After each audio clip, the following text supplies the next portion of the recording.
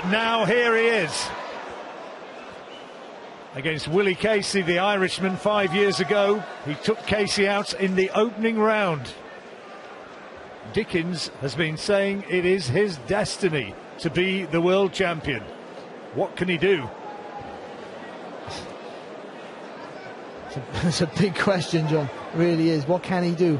But it'd certainly rank alongside the likes of Lloyd Honeyghan against Don Curry, against Randolph Turpin, against Sugar Ray Robinson, if he pulls this one off. Oh, it'd be such an amazing win. It'd be the biggest win by any British fighter in recent years, that's for sure.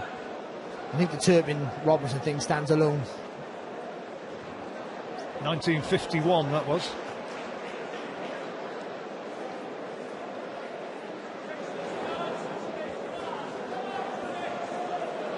So often with Rigondeaux, it's a quiet opening as he just looks to see what his opponent has got. And he makes you miss by inches, centimetres sometimes. He wound up on that left hand. Good jab there from Dickens as well, that's good. A little bit of confidence maybe there for Jazza.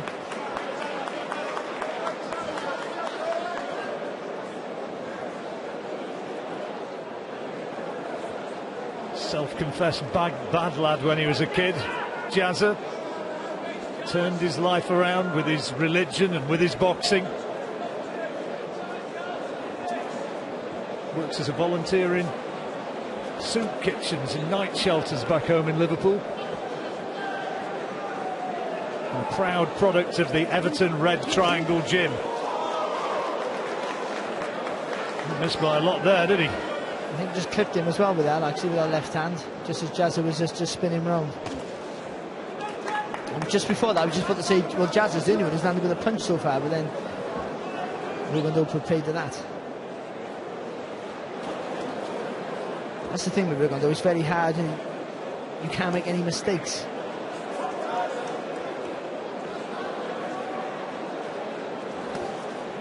Behind the scenes, those who've been working say that all through the week Rigondeaux's been sweetness and light. Come fight night, it's been a slightly different story.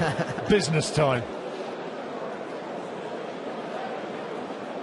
Very, very quiet opening round. But this is the Rigondeaux way, isn't it? Just likes to have a look at his opponent. Nice little jab from Jazza. Landing on the gloves there was Jazza Dickens. It's good to see he's willing to let his hands go though if he sees the opportunity. Well, he can't allow himself to be overawed, can't allow himself to be intimidated. Good shot there from Rigondeaux in the closing seconds of the round. Right hand gets through, and a little bit of an old-fashioned stare between the two. In the corner, Paul and Michael Stevenson. Start. It's nice to get a little taste of the gloves early, you know what I mean? It's good. Time, mate.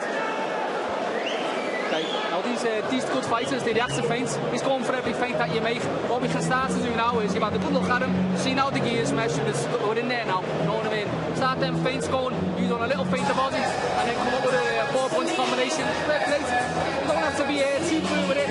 2 or 3 of them around, you know what I mean? 3 or 4, just enough to stay ahead. Otherwise, stay cagey the way you were. Footwork's great.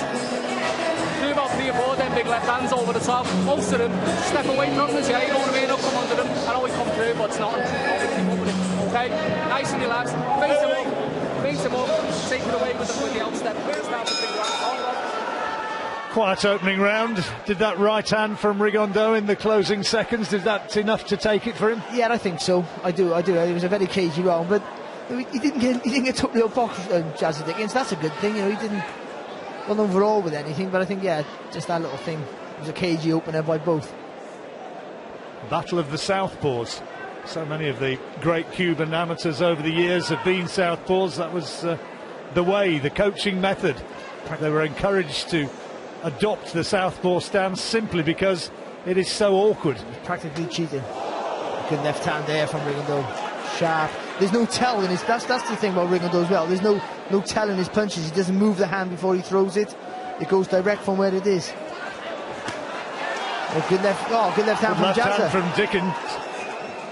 He's poker faced as well, isn't he, Rigondeaux? Yeah. Doesn't give away any sort of emotion. I'll tell you what though, Jazza Dickens, his tactics are not too bad actually. He's trying to stay safe, and then when he's going to throw his punches, he's committing fully. So I think someone like with Rigondeaux, who makes you miss by inches, you're afraid to overcommit, so you end up throwing sloppy punches, and then he makes you pay with it. But Jazza's, no, he's flying in with his shots when he decides to throw them.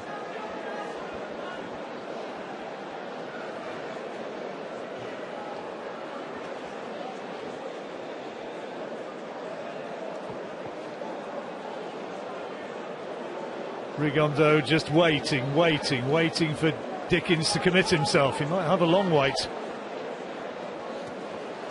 Dickens trying to stay tight, compact, and adopting a cagey approach himself.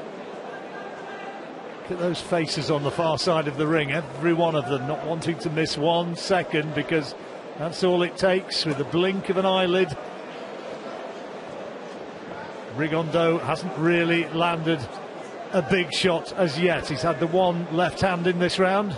Dickens responded, so on that basis fairly level, and that was blocked.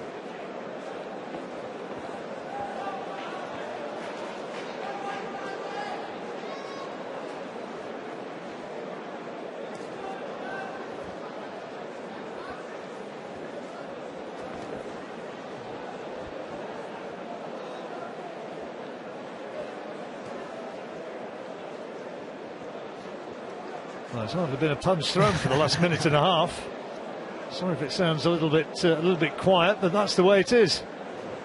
Dickens not prepared to commit himself. Likewise, Rigondeaux.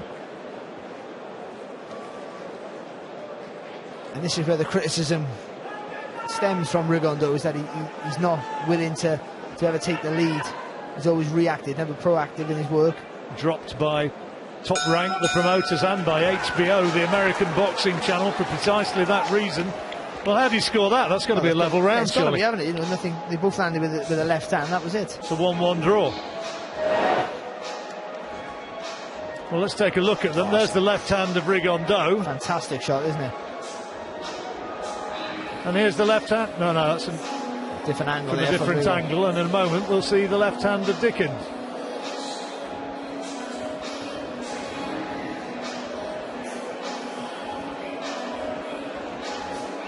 Well, if that was it, it missed.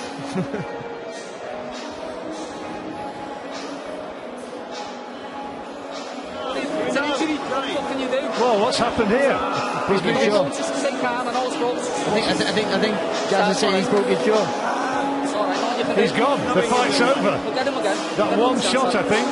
That one shot has ended the fight. It's all over.